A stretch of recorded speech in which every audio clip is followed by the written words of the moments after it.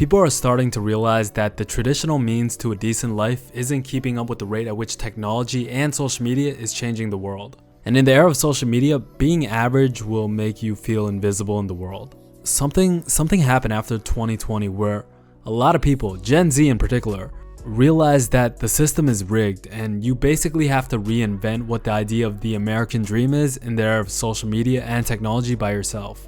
The most common job in America is retail sales, which is also the most common job for most college graduates right out of college. Most retail jobs and a lot of jobs in general are going to be lost to AI and automation. And not only that, degrees are becoming more and more useless. One, because of basic supply and demand. The less scarce something becomes, the less value it has.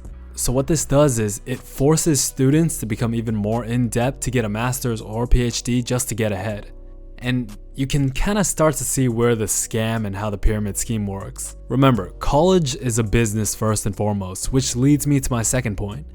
They're creating more and more useless degrees that effectively mean nothing, like liberal arts or ethnic studies or communication, because most people go to college right after high school. Most 18-year-olds have no idea what they're going to do this weekend, let alone their entire life path. Unless they specialized in something early on, then, which if that's the case, then good for them. But most 18-year-olds are obsessed with social media, which is why becoming an influencer or creator is actually becoming the most popular or sought-after career path, for Gen Z at least. But I'll get to that point a little bit later. So AI is going to clean up most jobs, most common jobs in America. Degrees are becoming more and more worthless. Like, so many students are paying off student loan debt for a degree that's effectively nothing more than a paper saying you spent 4 years getting drunk and having casual sex to distract you from the fact that you have no idea what you want to do in life.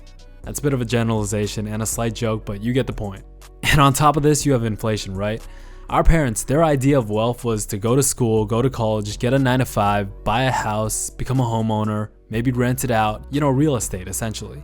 Most people can't do this nowadays for very obvious reasons. The housing market has skyrocketed and will continue to do so. Inflation is amazing for those that own all the assets, meaning average people nowadays are essentially screwed. And I keep seeing videos and articles about Gen Z being lazy and entitled, and maybe there's some truth to that. Actually, I'm Gen Z myself, but I don't think it's as simple as kids grew up with iPhones and silver spoon in their mouth and now they're entitled and lazy. I think some of Gen Z is just realizing the scam, the traditional life path to a decent life, is not catching up with or falling away from the rate at which technology is moving and how it's changing the world. I think they're actually the first generation to see how broken and corrupt systems are right before our eyes. People are trying to find a way out. And then you look at all this and just think, what's the point? Am I just sustaining to die? Most people can't even imagine having a family because of the way the world is. Whereas before, having a family was the gold standard to the American dream and having a good life. And it's funny because during 2020, so many people started their own businesses. How many people started making content, becoming live streamers, or even crypto millionaires? Because there's always opportunity in chaos. And a lot of people realized that everything is becoming digitalized, even currency. So then they invested in having a digital footprint in some way, shape, or form. They see all this happening, and right or wrong, for some people that are unsure of what they want to do, it's hard to see all of this, and people that have effectively escaped the matrix. To see all of this because, again, they grew up with social media. It's hard to look at all this and then drag yourself to that 9-to-5 that's either a dead-end job or soon to be a dead-end job, or something that you hate doing but you're locked in that career path because you were told to decide your entire life at 18.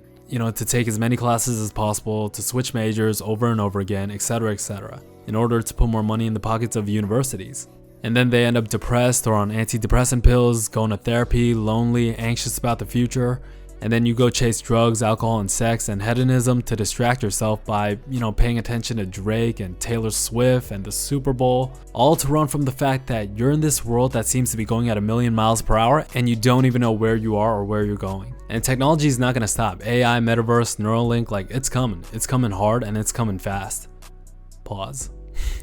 And then you see all these people on social media that seem to crack the code. The common denominator is that they invested in the direction that the world is heading in. And it's why so many people, especially Gen Z, is depressed and unhappy. They're not just lazy and entitled. Maybe some are, but there's that in every generation. But they're aware of what's going on and they don't know what to do about it. Most common jobs like retail, cashiers, waiters, general office clerks, fast food, all these jobs are expendable. When's the last time you called customer service and actually had a person pick up as opposed to an automated response? And it's not just general low-paying minimum wage jobs. A lot of skill sets are going out the door. Like being a car mechanic, right? In a few years, most cars are going to be electric. Minimum wage will barely have you living paycheck to paycheck. Like Gen Z, the social media era, they see this and they're looking for a way out. However, this leads to my second point and also another growing issue. Over 50% of Gen Z either wants to be an influencer, a content creator, a live streamer, a TikToker, or something social media related because they want to be famous and rich. And the problem with this is every other person wants to be famous and rich. So a lot of people might sacrifice a skill set that they might be really good or talented at or have a lot of potential in because of vanity, a lack of self-worth, and insecurity. Because everyone's insecure and they want to be cool and accepted on social media. And someone that might have been a really good doctor or a really good firefighter or a really good electrician, instead they decided to go do TikTok dances.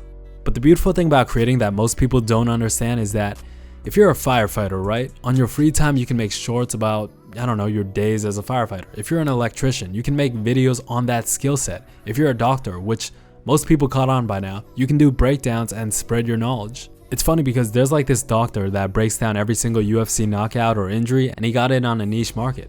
But the point is, it doesn't have to be one or the other. Everyone can invest in having a digital footprint for whatever skill set they have. But all of this, the current status of society, the rate at which technology and social media is changing the world, it's becoming drastically harder to be average. And for guys, the burden of performance is on another level.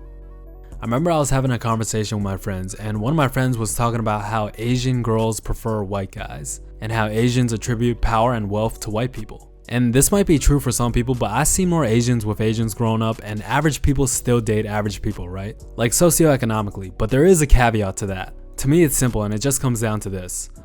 Women want winners. This is a universal truth throughout history, maybe a slight generalization not taking into account some nuances, but still generally true since the dawn of time. If you put 10 guys in front of a girl, she looks for the top pick of the litter. But if you put 10 girls in front of a guy, then he wants to have sex with all 10. And I say this because being in the era of social media, this hurts a lot of guys to hear. Like most guys are average, including me. And on social media, all you see are wins, whether it be fame, success, jobs, careers, relationships, materialism, lifestyle. Like, oh look, this person's traveling, this person's in Dubai, this person's in Tokyo, this person's in Greece or Italy or whatever. Or oh, this person just bought a new car, this person just proposed, or this couple is getting married, or this person just got promoted, oh this person's a homeowner now. Like that's the nature of social media, right? It's just all wins. Like when's the last time you seen someone post an IG pic saying, oh I just got fired, or I'm having a tough week, just sad and depressed? It's all wins, and again, women want winners. And you can call this part my speculation, but I imagine it's hard to look at the average guy that's working at Home Depot, that's driving a 2008 Toyota to work every single day, and see him as a viable option. When you're constantly looking at social media and your friends and celebrities, and you might say, oh well that's not real. Like girls aren't looking at those things or celebrities and think they'll ever be with them, like they're more realistic. And that's probably true, I'm not disputing that, but it does seep into your subconscious as it pertains to what you find attractive, and that begins to change things. So sure, she might not think, oh I'm gonna date a millionaire who drives this, is a homeowner, has his shit together, that can provide X, Y, and Z. But it does start to change your perception and standards and what you find attractive little by little if you grew up with social media and that's all you see. I mean, what's the first thing you and everyone else does when they wake up? It's not pee, it's not wash your face, it's not brush your teeth, it's looking at your phone. You know, you wake up, you roll over, you check your phone, and sooner or later that programming will have an effect on you. And yeah, average people still marry average people. Average women marry average men. But about 30 to 40% of divorces are due to finances, and divorce rates do go down after you make 200 to 300k per year. Like money can't buy happiness, but money fixes a lot of problems, especially in relationships. Like a lot of people break up and divorce over a tiny issue that really stems from a much bigger resentment like finance.